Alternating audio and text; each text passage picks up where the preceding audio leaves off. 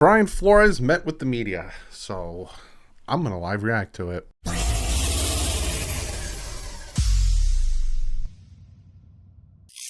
What is up, Finn fans? Yeah, earlier today I made a video essentially saying how we deserve better as fans. So if you haven't checked that out, go check that out. And I told you that today Brian Flores was meeting with the media. He met with ESPN and he met with CBS. And CBS's interview is about 10 minutes. ESPN's interview is about 20 minutes. I'm going to do ESPN's interview. I'll link it below, but you can go and check out both of them. You just got to type in Brian Flores CBS interview, Brian Flores ESPN interview. I'm not going to minimize myself and have it be the whole thing because I'm probably still going to get copyright striked on this. But I'm going to probably put it somewhere around me. But yeah, I haven't watched any of this. I've heard tidbits. I've heard tidbits, but I'm going to look at the ESPN one. It's about 20 minutes. And I'm going to stop it and I'm going to give you my thoughts on certain things. But yeah, we're going to watch it together. If you haven't seen it yet, well, this is your first time. Again, I am going to be stopping it, so just to warn you. But he has his lawyer in this one, so I thought this one was a little bit more interesting being that he has his lawyer with him here, whereas the CBS one, he didn't have his lawyer. So yeah, without further ado, let's jump into this. Delighted now to be joined by Brian Flores, who is the head coach of the Miami Dolphins for the last several years, who was released last month and has filed, as of yesterday, a lawsuit against the National Football League about its hiring practices. Also here are his attorneys, Doug Wigdor and John Alefterakis. Yes. Thank you all for coming. Yeah. And Brian, let's just jump in. We have 20 minutes here, so we will be able to cover a lot of ground, and we are delighted. You filed this lawsuit, which you are aware is obviously going to have enormous repercussions. What was the tipping point for you, through your experiences, that made you feel this was something you needed to do? Well, I mean, I've been on, several interviews over the years. And look, I mean, we didn't have to file a lawsuit for the world to know that there's an issue from a hiring and firing practices in the National Football League. Why, that's correct. A lot of people have pointed this out. So why did you feel you needed to do this? Because we need change. That was the number one reason. And I know there's a sacrifice, there's risk to that, but at the end of the day, we need change. We need change. I know many very capable black coaches, some of my staff who I know, if given an opportunity or when given an opportunity, are going to go and do a great job on their interview. And I would just hate for that to be a waste. And I think we need to change the hearts and minds of the people making those decisions. That's why we filed the lawsuit. Who are those people? Who specific? So, because a lot of you guys have said, why now? Which it's a very, it's a very good question. Why now? Why after 3 years, after 2 years, after potentially, being offered $100,000 a loss? Why now? And it seems like his interview process, well, I'm just picking off of what he's saying. His interview process this past offseason, it was the tipping point. That's what I'm getting from what he just said, but let's continue to listen. Specifically, do you think needs the change? The owners of the NFL. All of whom are obviously white. I mean, sometimes, I'm a lawyer, obviously, but sometimes you need litigation to create change. The Rooney Rule didn't work. We now have less black head coaches than when the Rooney Rule started. And, Brian thought long and hard about it. And litigation's not for everyone, but he stepped forward. He's been referred to as the Rosa Parks of the NFL. And it's a testament to his character. And the litigation will create change, either because we're going to litigate the case to the end, or the NFL is going to now do the right thing faced with litigation. Okay, let's go through some of the specific. That's the other thing, too, because I know some people are saying, again, I read all your comments and I notice things on Twitter. Some people are saying he's only doing this because he got burned by the Dolphins, and they came out and they said all these bad things about him. But the thing that we don't understand is he is literally putting the bullseye on his back. So he might not get a head coaching job. And he even recognizes that. I think he said it on CBS, that he might not get a head coaching job because of this. So, He's saying this because he wants to make a change, which I wholeheartedly agree and respect. But I would like someone to ask him, they asked him why now, and he said what he said, but I don't feel like he really answered it. I don't know. That's just me. You could tell me if you got something different. Fix here. We detailed earlier a text exchange you had with Bill Belichick, for whom you worked in New England at some point, in which it appears he was congratulating the wrong Brian Daboll, rather than Brian Flores, for getting the job in Buffalo. We've all read that, or excuse me, leaving Buffalo and getting the job with the Giants. We've all read it. When you first realized the mistake he had made, what was your first reaction? Disbelief, humiliation. That was a tough pill to swallow, and that I have a great amount of respect for Bill and Brian Daboll. Brian's a great coach. I think he's going to do a great job as a head coach in this league. I was upset that I wasn't getting a true opportunity to show what I can do, to show what I can bring to a team, which I feel is a lot. I think that's what I've shown in my time as head coach. That's what this is all about as well. There's just not equal opportunity. This is not a knock on Coach Daboll. This is a knock on the fact that the job was promised before Coach Flores even got an opportunity. And there's backroom dealings and information that Coach Belichick knows. Why? Why is that being discussed? Why do people have this information? Why is a decorated coach like Coach Flores, humiliated into having to sit through an interview and dinner when a decision's already been made? It's worth pointing out. And I noticed something too.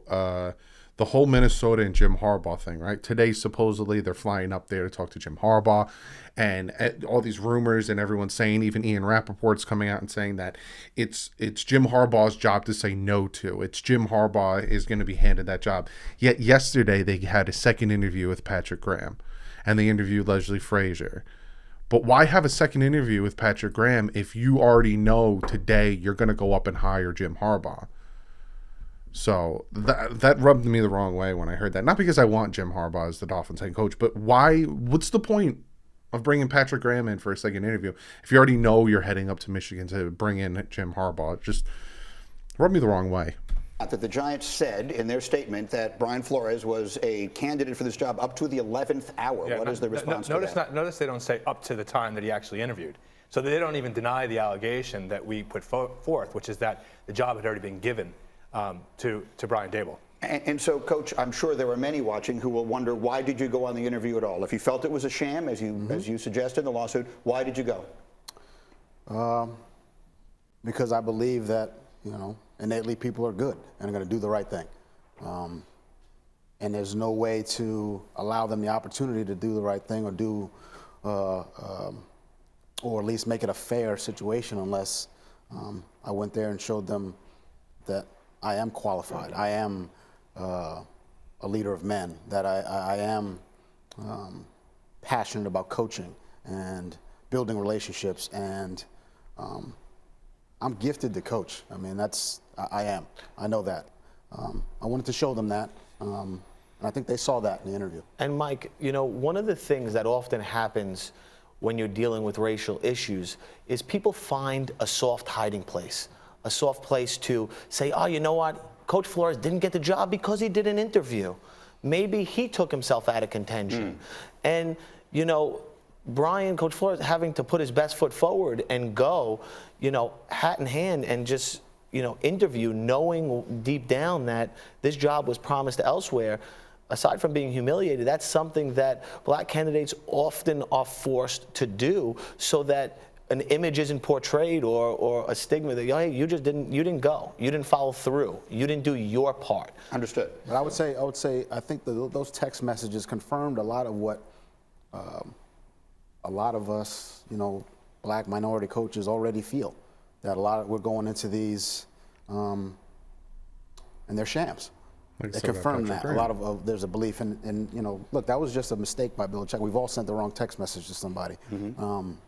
But in this instance, it came to me, and it was almost, it was confirmation that those backroom dealings are happening. Let's be very clear on why something like that might be a sham and why they would need to do it. There is the Rooney Rule in the NFL, which is something that I'm sure fans hear about quite often and may not know specifically, but I heard you describe it this morning in a previous interview as checking a box. So the existence of the Rooney Rule, in which every team must interview at least 2 external minority candidates for an open head coaching position. Doug, how does that rule impact a lawsuit like Well, this? I think the intentions of the Rooney Rule were right. It was trying to get more of these owners to interview qualified black candidates.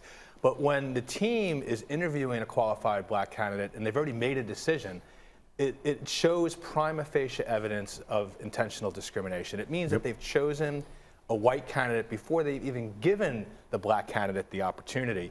And it's not only for head coaching positions. What we really need to see are more black coaches doing offensive coordinator positions, defensive coordinator positions, special teams, quarterback. So that way it flows into the head coach positions. And we need more black owners. And when you talk about the Rooney Rule, it's ultimately tied to an assumption that the owners and the upper management are people who are going to do the right thing and hire based on merit and not based on someone who they're comfortable with, someone who looks like them.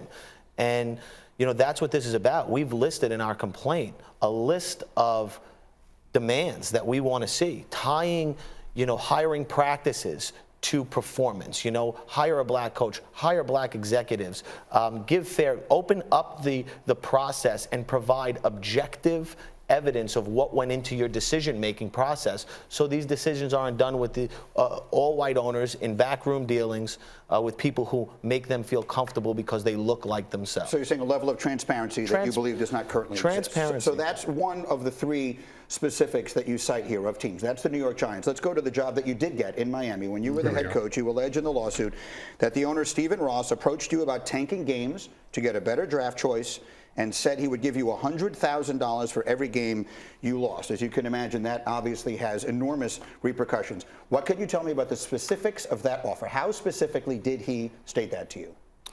That was a conversation about not doing as much as we needed to do to win football games. Take a flight, go on vacation. I'll give you $100,000 per loss. Like, those are just the exact words. And it's not something. Look, I deal in truth, and I say that to the players as well. I'm going to give you, good news, bad news, but it's going to be the truth. It's going to be honest. And in that instance, look, I came from. Look, this game's done a lot for me, a lot for me personally and my family. I've said this, on other, shows, but my parents are immigrants. I'm first generation. I grew up with, in a tough neighborhood here in Brooklyn, Brownsville, where there's crime and poverty and, violence. And it was hard to make it out of there. And the game of football is a reason why, or a big reason why, along with a lot of the great people mentors I've had in my life, why I was able to have the success that I've had. So to disrespect the game that way was something that, trust was lost, and there were certainly some strained relationships, and ultimately I think that was to my demise in Miami. So it seems like Stephen Ross was essentially telling him to just take it easy. In the aspect of, like you said, go on vacation, go take a trip, something. Here's $100,000 for every loss. Just don't try your hardest. Again, this is all allegations. This is Brian Flores' word against anyone else until more proof, facts, or other stuff comes out. The story's not unique. Right. People are tweeting out. Coaches, high-level coaches, who have even contacted us, are talking about being in a similar situation. So, as part of what we're doing in creating this class action, is not just Coach Flores is taking the lead and making the ultimate sacrifice, but there's going to be more. I want to make sure I'm clear here. You're saying coaches are reaching out about having been in similar situations with regard to hiring or with regard to being incentivized to lose games? Both. I want to come back to you quickly on that, though. I want to make sure I'm perfectly clear on what he was suggesting. I don't want to put words in your mouth. You were working too hard. You were doing too much in the effort to win. He was trying to get you to do a little bit less and said, I'll give you $100,000 for every game you lose? Exactly that. That's just not in my DNA. That was never going to happen. So what did you say to him? That's never going to happen. I didn't come here. Look, I'm always going to try to win. That's who I am. And I owe that to the players in the locker room, but also the support staff that's in the building, who work extremely hard. If you've been in an NFL building, everyone in that building, his job is important. And everyone works hard to try to get on the same page and move in the same direction. And I felt like we were building that type of culture. So I would never do that to them, you know. And at the end of the day, I think it was the reason why I'm no longer there. Okay, so that's the Dolphins piece of this. So he thinks that that's the reason why one of the reasons, I think you just said, why he's no longer there was because of saying no to losing on purpose. And you saw it. We all saw it that season in 2019. We got blown out in a few games. A few games we were really close. The Cowboys game, we got close. There was a bunch of games we got close. And if they didn't put Ryan Fitzpatrick in and keep Ryan Fitzpatrick in, there's a few times they put Rosen in, we would have lost. So you could tell. You could tell that he didn't want to. But again, did Ross say it? Is there proof that Ross said it? This is a lot of what has to happen. And then there's another piece involving the Denver Broncos, in which you allege that this is back when you were still coaching in New England and interviewing for a head coaching job in Denver, one you subsequently did not get, in which you state that in an interview that you had with them, that John Elway and another Broncos official showed up an hour late, looked disheveled. It was obvious to you they had been drinking heavily the night before the interview. You say it became clear they only were interviewing you to fulfill the provisions of the Rooney Rule. What specifically can you remember about that interview? So I've had 9 interviews with NFL clubs. There's been one interview where anyone was late. And it wasn't me that was late, it was the interviewers who were late. That was with the Broncos. I think there was a reason why they were late. I think they were, they'd been out the night before. I think that's the reason why. What made you believe that? I don't mean to interrupt you, but what gave you the impression, if you will, that they had been out drinking the night before? Well, I mean, when you sit at a table with 5 people who are interviewing you, you know you can tell who's asking questions, who's into the interview, and who's not necessarily in the right state, I would say, in that moment. But even then, obviously, I put my best foot forward. And showed why I was a good candidate for that job. I'm always going to do that. But I certainly did not feel like I was taken seriously, and that I was just there as a Rooney Rule. Vic Fangio ultimately was hired for that job and was subsequently fired a month ago. You are aware, of course, that the Broncos have released a statement emphatically denying the allegations, giving specifics about what time the interview began, what time it ended, where it took place. They say they have notes. What is your reaction to that? I deal in truth. That's my reaction. I deal in truth. Honesty, integrity is important to me, and hopefully there's a day where we find out the truth on that one. Once again, the thing that sucks on his end, and again, I'm not picking a side, I'm not for or against anybody, but the thing that sucks is to say I deal in truth as your evidence, and again, I don't know what evidence he has about anything. I don't know if he does or doesn't. I don't know if the clubs do or don't. Obviously, the Broncos just said that they have, times and dates and locations. Your response can't be, I deal in truths. Because people, it's essentially saying I don't lie. I'm not a liar. Why would I lie about that? Because it happened 3 years ago, and you're upset that you didn't get the job. That's what some people might say. So it's getting very interesting, this isn't going to end anytime soon. So I'm interested to see where it goes, who comes out, other coaches and stuff. But let's continue. We got about 6 minutes left. And to be clear, there's no question in your mind about your recollection of this, regardless of what they say. Yeah. Okay, and so now, as I pointed out repeatedly this morning, you are currently a candidate for 2 vacant head coaching positions in the NFL, in New Orleans and in Houston. Yep. How have you handled those situations with regard to filing this lawsuit? Well, before we filed the class action, I sent messages to both teams, letting them know that we would be filing, but also that I still had was very interested in coaching and leading either one of those teams. Look, coaching it's what I love. It's a passion of mine. It's I'm called and gifted to do it, and the reasons why is because I love helping young people reach their potential and become the best version of themselves on and off the field. So I would love to lead an NFL team, but we need change. The hiring practices in the National Football League, the numbers speak for themselves. There's one black head coach. The league's filled with 70% of black players. I know there are capable coaches in this league to lead teams. I have some on my staff. I know the majority of them, I would say. I know what kind of integrity and character and leadership that they have, and they deserve an opportunity, a real opportunity, not a Rooney Rule opportunity where a box is checked. And look, the National Football League, I've been in this league 18 years.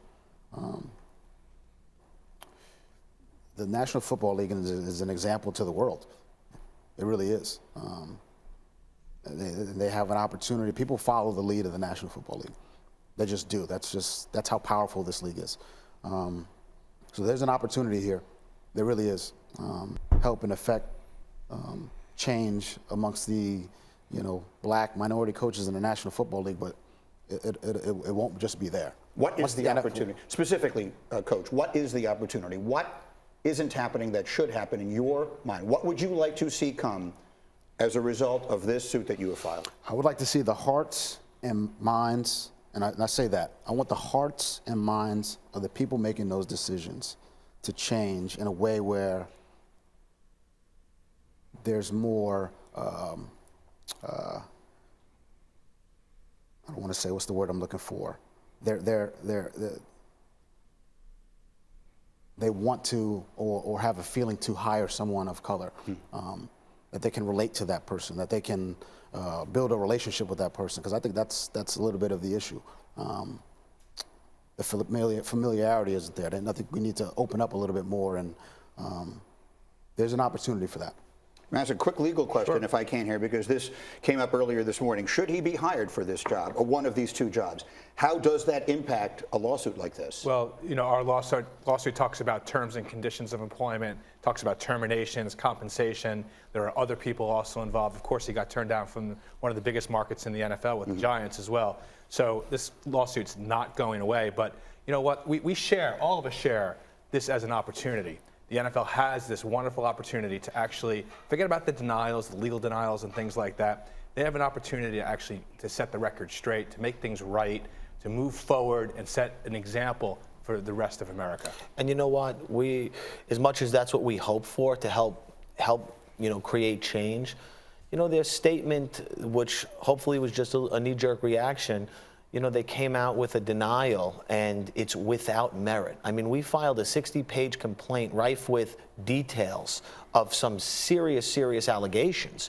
They've investigated deflated footballs longer than they even took to do a response here. That's very true. When you put that in perspective, that we're talking about how black candidates and minority candidates are hired and fired and discriminated against, and they within 30 minutes to an hour put out a statement saying it is without merit.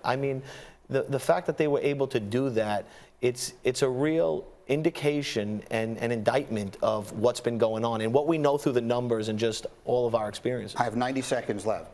Do you believe you will ever coach in the National Football League again? I'm hopeful that I will. I'm very hopeful.